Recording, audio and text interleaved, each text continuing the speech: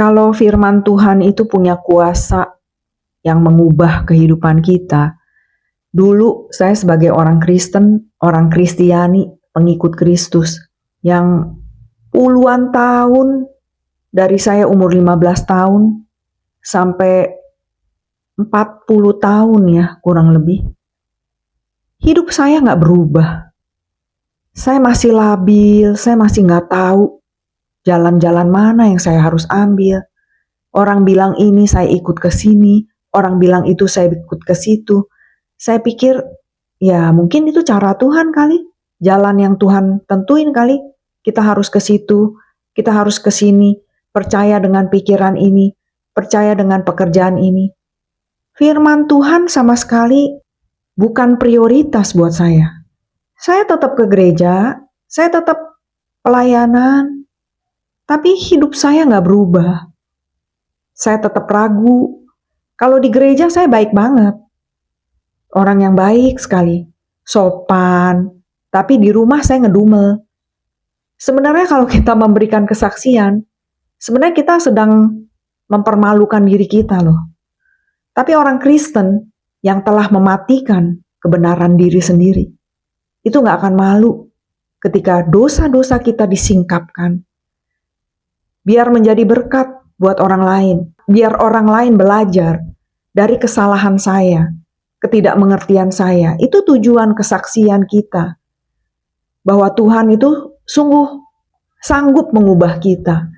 Kalau kita menjadi orang Kristen yang tetap sama dulu sampai sekarang gak ada perubahan, tetap galak, tetap pemarah, tetap cepat tersinggung, bagaimana kita bisa menjadi saksi Kristus bagi dunia ini?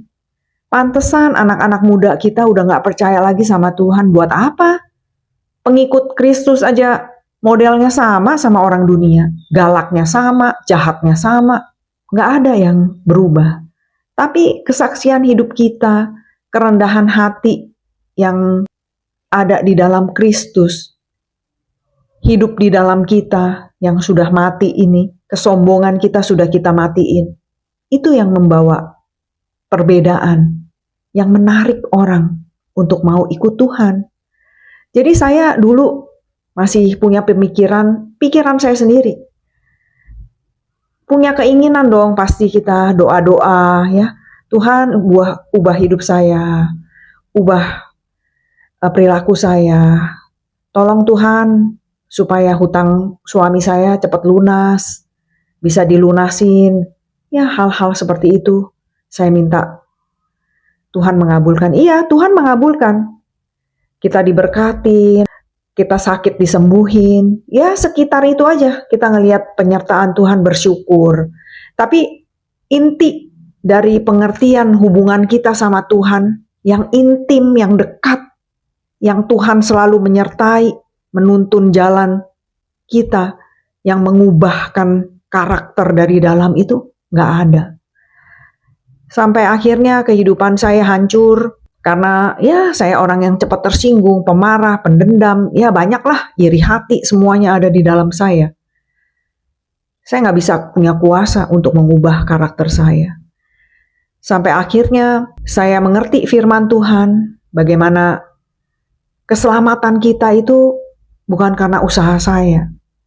Kebaikan-kebaikan yang kita terima itu semuanya karena anugerah pemberian Allah.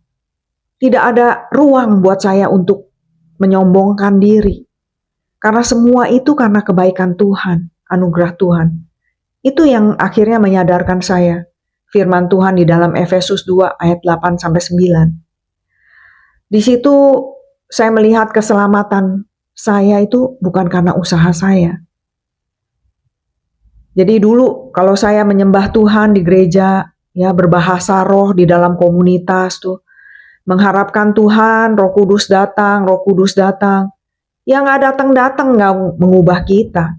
Karena pengertian akan kebenaran yang saya pakai itu kebenaran manusia. Yang saya pikir doa itu adalah satu transaksi. Kalau kita banyak berdoa, mendaraskan doa-doa tertentu, sampai lama, kata-kata yang banyak, itu bikin Tuhan tergerak dan mengabulkan permintaan saya. Saya tidak kenal hati Tuhan. Saya tidak tahu bahwa Tuhan tuh sudah menyediakan semuanya di dalam Yesus Kristus.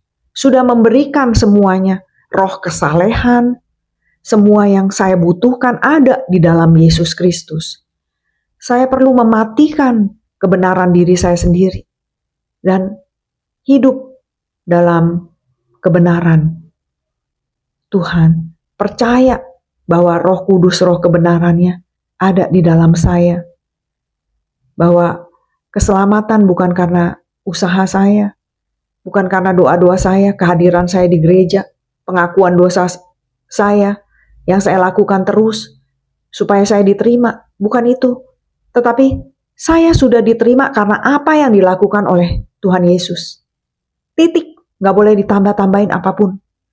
Tambahin pekerjaan saya tambahin ya Tuhan. Pekerjaan Tuhan masih kurang. Jadi Tuhan perlu ketaatan saya, doa-doa saya. Lebih lagi supaya Tuhan mau menerima saya. Supaya sempurna pekerjaan yang Tuhan lakukan. Itu kita lancang sekali. Orang berdosa itu punya sesuatu yang bisa kita berikan kepada Allah. Sama sekali enggak. Kehidupan kita itu semata-mata hanya karena kebaikan Tuhan. Dan Tuhan mau kita melihat pekerjaan Dia, bukan pekerjaan kita.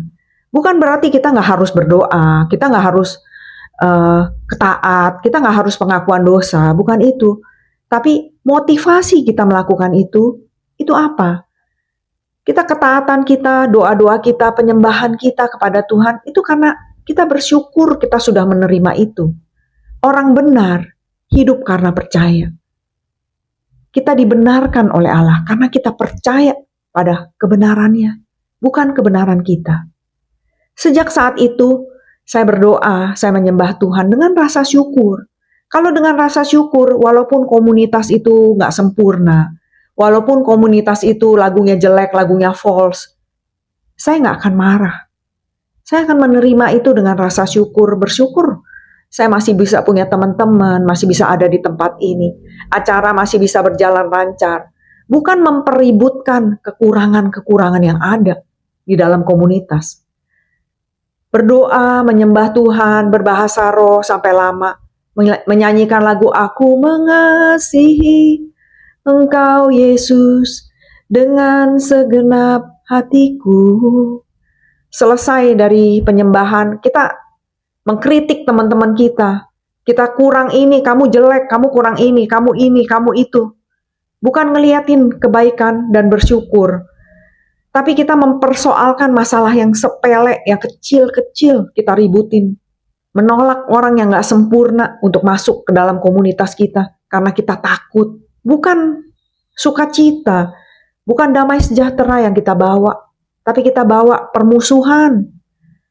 Lalu kita berdoa lagi, menyembah Tuhan lagi, minta Roh Kudus dicurahkan lagi. Kita nggak ngerti firman Tuhan. Berdoa, terjadilah Tuhan menurut kehendak-Mu. Bukan kehendak-Mu, mulut kita bilang menurut kehendak-Mu. Tapi kita melakukan menurut kehendak kita. Bukan apa yang Tuhan mau. Jadi penting sekali kita mengenal firman Tuhan melalui kasih yang Tuhan telah berikan di dalam Yesus Kristus. Tuhan Yesus memberkati.